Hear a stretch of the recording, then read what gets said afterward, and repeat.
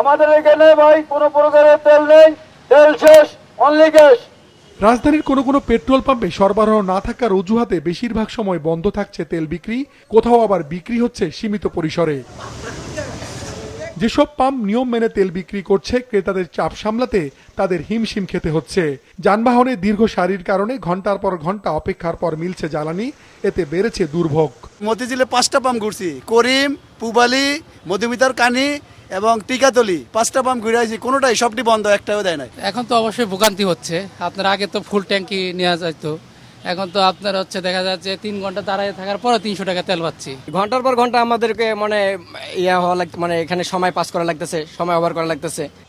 Petrol pump কর্তৃপক্ষের দাবি, আগের তুলনায় প্রতিদিন কিছুটা কম তেল পাচ্ছেন তারা। অনেকে আবার বেশি তেল কিনতে একাধিকবার লাইনে দাঁড়াচ্ছেন, এতে সংকট আরো বাড়ছে। আপনাদের এখানে তো ডিজেল এবং অকটেন বিক্রি হয়, তো বন্ধ কেন, দিচ্ছেন না কেন?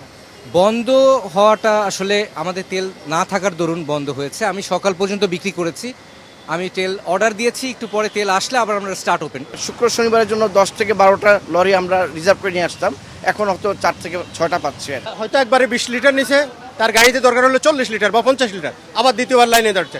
বাইকও ঠিক তদ্রুপ, 2 লিটার বাইকে নির্ধারণ করে দিছে, সে বারবার নিচ্ছে, অন্য কোনো কারণ নাই, তেলের কোনো সংকট নেই। রাজধানীর মোটরসাইকেল রাইড শেয়ার চালকরা আজ থেকে একসাথে 5 লিটার তেল কিনতে পারবে বলে জানিয়েছে পেট্রোলিয়াম কর্পোরেশন। সচিবালয় জ্বালানি প্রতিমন্ত্রী জানিয়েছেন, দেশে বর্তমানে তেলের কোনো সংকট নেই, দাম বাড়ানোর কোনো পরিকল্পনা নেই সরকারের, তেল আমদানিও স্বাভাবিক রয়েছে।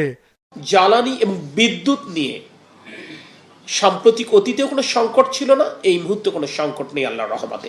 এখনো পর্যন্ত যখন জ্বালানির দাম বৃদ্ধি পায়নি, তখন আমার ধারণা এই উদ্বেগ সময়ের সাথে সাথে স্বাভাবিক প্রক্রিয়ায় কমে যাবে। এদিকে গতকাল সিঙ্গাপুর থেকে 27,204 টন ডিজেল এসেছে চট্টগ্রাম বন্দরে। ভারত থেকে পাইপলাইনের মাধ্যমে 5,000 মেট্রিক টন ডিজেল দিনাজপুরের পার্বতীপুর ডিপোতে পৌঁছেছে। মাশরুক রাহাত, মাছরাঙ্গা সংবাদ, ঢাকা।